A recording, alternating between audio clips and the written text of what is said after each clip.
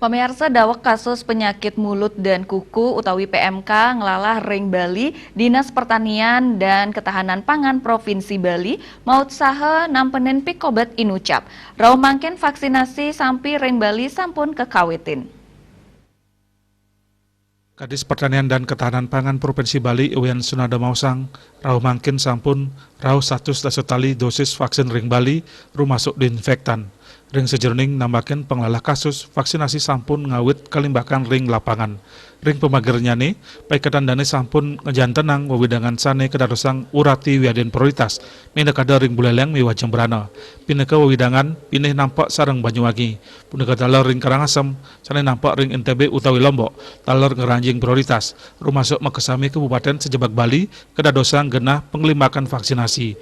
Risampun vaksin inucap telas raris paikatan dane pacang mewali ngusulang ke pusat. Mangnoside mulehang vaksin tahap kedua. Asapun dikedalar ngenenin kasus PMK Ring Bali. Anut ring data sane kedua nang, kau ningin wenten 100 lulikur ukut sapi sane keni PMK. Wilangan inucap wadar ring Karangasem Bangli Gianyar mewah buleleng. Saking wilangan sane sampun keni PMK, 16 kali sampun metlampah ngangge prasyarat.